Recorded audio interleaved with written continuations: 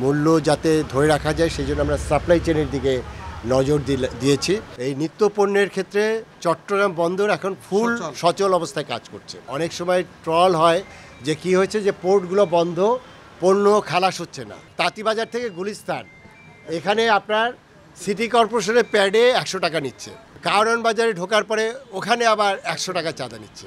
এই যে 250 টাকা চাঁদা দিতেন এখন কত টাকা দিতে হয়, বলে যে এখন কেউ নিচ্ছে না, যেহেতু চাঁদা নাই তাহলে কেন আগের ভাড়া হবে, কারা এগুলো করেছে তাদের মুখোশ উন্মোচন করা দরকার। ঠিক এই মুহূর্তে দেশের সবচেয়ে বড় চ্যালেঞ্জ যেটা আপনারা জানেন যে আইনশৃঙ্খলার বিষয়টা আছে, এর পরবর্তীতে ধরেন দ্রব্যমূল্য একটি কিন্তু বড় চ্যালেঞ্জ, এবং দ্রব্যমূল্যের এই চ্যালেঞ্জটা মোকাবেলার একটা বড় বিষয় হলো আপনার আমাদের সাপ্লাই চেনটা ধরে রাখা। এবং আমরা কিন্তু সেই কারফিউর মধ্যে এবং কারফিউর পরবর্তীতে এই সময়ে আমরা এই মূল্য যাতে ধরে রাখা যায় সেই জন্য আমরা সাপ্লাই চেনের দিকে নজর দিয়েছি। এবং মাঝখানে আমরা ব্যাকগ্রাউন্ডে অনেকগুলো কাজ করেছি, এবং সেই কাজগুলোর মধ্যে একটি অন্যতম কাজ ছিল আমাদের পোর্টগুলোতে যাতে সচল রাখা যায়। সেখানে পোর্টের আমাদের যেটা আপনার কাস্টমসের যে একটা অংশ থাকে, এর বাইরেও কিন্তু আপনার ল্যান্ড পোর্টের বাইরেও কিন্তু আপনার ব্যাংকের একটা বিষয় থাকে, যে ব্যাংকিং যে লেনদেনের বিষয়গুলো, এটি কিন্তু আমরা প্রতিনিয়ত সচল রাখার চেষ্টা করেছি এবং সেটি আমরা সচল রাখতে পেরেছি। এটির কিন্তু প্রমাণ আজকে আপনারা এখানে দেখলেন। ঠিক এই মুহূর্তে আমরা যে ভান্ডারে দাঁড়িয়ে আছি এটা হলো পবিত্র ভান্ডার, এবং এখানে আপনার অনেকগুলো দেশের পেঁয়াজ, আদা এবং রসুন এখানে আছে। এবং সেটি আপনার সোর্স কোথায়, সেটি হলো যে একটা আছে যেগুলো আমাদের পাকিস্তান থেকে এবং চায়না থেকে যে পেঁয়াজ আসে, আদা আসে এবং রসুন আসে, এগুলো কিন্তু চট্টগ্রাম বন্দর থেকে আসে। এবং সেখানে আমি হাত দিয়ে দেখলাম যে এটি এখনও ঠান্ডা, ওটা রেফার্ড কন্টেনারে আসে, অর্থাৎ এটি কিন্তু আগে আনা না, এটি কিন্তু ঠিক আজকে এসেছে, এবং সেটি কিন্তু পোর্ট থেকে খালাস হয়ে কিন্তু এখানে চলে আসছে। তা এটা থেকে কি প্রমাণ হয়, এটি হলো যে আমাদের এই নিত্য পণ্যের ক্ষেত্রে চট্টগ্রাম বন্দর এখন ফুল সচল অবস্থায় কাজ করছে। অনেক সময় ট্রল হয় যে কি হয়েছে যে পোর্টগুলো বন্ধ, পণ্য খালাস হচ্ছে না, এবং সেই প্রচার হওয়ার ফলে যেটা হয় বাজারে অস্থিরতা তৈরি হয়। সেই জায়গাটা আমরা দেখলাম যে আপনার পণ্য কিন্তু আমাদের যে বন্দর থেকে যেগুলো আছে সেটি স্বাভাবিক কার্যক্রমে কিন্তু এখানে চলে আসছে এবং প্রতি রাতেই চলে আসছে। কালকে কারণ বাজারে গিয়েছি, সেখানে দেশি পেঁয়াজটা বিক্রি হচ্ছে 120 টাকা। ট্রাক ড্রাইভারকে আমি জিজ্ঞেস করলাম সত্যিভাবে যে আসলে এখান থেকে একটি ট্রাকে তিনি কীভাবে কত ভাড়া নেন। তিনি পার বস্তা, যেটা 20 কেজির বস্তা, তিনি 11 টাকা নিচ্ছেন। তাহলে 11 টাকা নিলে কত পয়সা পড়ে? 55 বা 60 পয়সা পড়ে। আচ্ছা, এর সাথে আপনি জিজ্ঞেস করলাম যে এই যে এই ভাড়াটা নিচ্ছেন, এই ভাড়াটার সাথে আপনার আর কি কি কস্ট আছে। তিনি বললেন যে এখান থেকে বেরোনোর পরে একটি গুলিস্তান বেসড একটা চাঁদা দিতে হয়।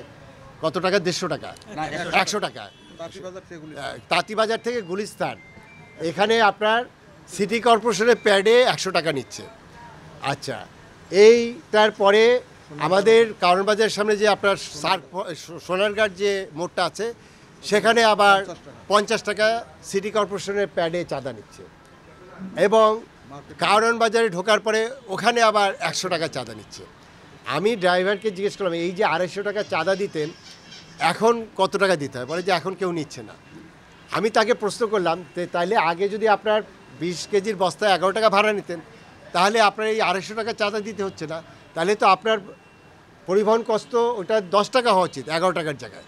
এবং আমি যেটি তাদেরকে অনুরোধ করলাম, এবং এখানে যে বাজার কমিটি আছে, আমাদের হাফিজ ভাই আছে, মাজেদ ভাই আছে, এবং অন্য যারা নেতৃবৃন্দ আছে, এই কমিটিটা মূলত এই বাজারটাকে তারা বলবো যে তারা এখানে নেতৃবৃন্দ, এবং ওনাদেরকে আমি যে জিনিসটা বললাম, আগামীকাল এই ট্রাক ভাড়া এখান থেকে পার বস্তায় যেটা 11 টাকা ছিল সেটি 10 টাকা কার্যকর করার জন্য আমি তাদেরকে জানিয়েছি। এবং আমি এটা দেখতে চাই যে যেহেতু চাঁদা নাই তাহলে কেন আগের ভাড়া হবে, তাহলে আমার তো ভোক্তার কোনো বেনিফিট হচ্ছে না। তাহলে আমরা যদি প্রতিটা জায়গায় যদি এইভাবে কাজ করি, তাহলে কিন্তু আমার মনে হয় যে দ্রব্যমূল্যের যে ঊর্ধ্বগতি, এই জিনিসগুলো কিন্তু অনেকটা কমে যাবে। আমাদের প্রচুর হিডেন কস্ট আছে, সেই হিডেন কস্ট আমরা এখন যেটা দেখছি সেই হিডেন কস্টটা নাই। তাহলে আপনার পণ্য সাপ্লাইও আছে, এবং সেই পণ্য সাপ্লাইটা কিন্তু অব্যাহতভাবে আছে, কোনো জায়গায় কোনো সমস্যা নেই। তাহলে এই যে বাজার অস্থিরতা করা হচ্ছে, এবং সেটি বিভিন্নভাবে আপনার ইউটিউবে বলেন বা অন্যভাবে এটা প্রচার করা হচ্ছে, ছড়িয়ে দেওয়া হচ্ছে যে বাজারে পণ্য নাই, বাজার অস্থির, এবং সেখানে আপনার মানে এরকম একটা নেগেটিভ বলা হচ্ছে। তাতে হচ্ছে কি যে এক ধরনের অস্থিরতা তৈরি করা হয় এবং সেই অস্থিরতা আপনার সুপরিকল্পিতভাবে করা হচ্ছে। তাহলে আমি যে জিনিসটা বলতে চাই, আমার মূল্য বৃদ্ধির অনেকগুলো কারণ আছে, এগুলো আপনারা জানেন, এবং সেই জায়গায় আমি যেটা দেখতে চাই সেটি হলো যে আমাদের পণ্য সরবরাহ ব্যবস্থার যে অবস্টাকলগুলো আছে এটি অলমোস্ট স্বাভাবিক হয়ে গেছে। আরও আমি আশা করছি যে আইনশৃঙ্খলা বাহিনীর উন্নতি যখন হবে তখন এটি একদম স্মুথ হয়ে যাবে। তাহলে আমি যেটা বিশ্বাস করি, এই জায়গাগুলোতে যদি আমরা সত্যিকার অর্থে যে মনিটরিং করতে পারি তাহলে নিঃসন্দেহে আমাদের দ্রব্যমূল্য সেটি হলো যৌক্তিক পর্যায়ে আমরা স্টেবল করা সম্ভব হবে। এবং এই জন্যই আমি আমাদের যারা মিডিয়ার ভাইরা আছেন, আমি আপনাদেরকে অনুরোধ করব এই বিষয়গুলো তুলে ধরেন। আমি যেভাবে ট্রাকের ড্রাইভারকে ইন্টারোগেশন করলাম, আমি চাই যে এটি আপনারা বের করে নিয়ে আসেন এবং আরও গভীরে যেতে হবে।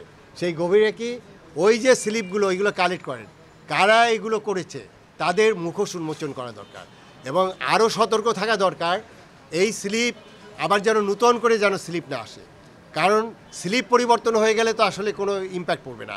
ওই জায়গায় আমি আপনাদেরকে মানে অনুরোধ জানাবো আপনারা এই জায়গায় করেন, কারণ আপনি সবাই কিন্তু দেশের জন্য কাজ করি, জনগণের জন্য কাজ করি, এবং সেইখানে যে বিষয়গুলো ছিল হিডেন চার্জ, আমি কালকে বলেছি, সেই হিডেন চার্জগুলো যদি আবার নতুন করে আবার হিডেন চার্জ হয়ে যায় তাহলে তো আসলে এটার ইম্প্যাক্ট হবে না। এই কারণে ঠিক এই মুহূর্তে আমাদের এই সতর্ক থাকতে হবে।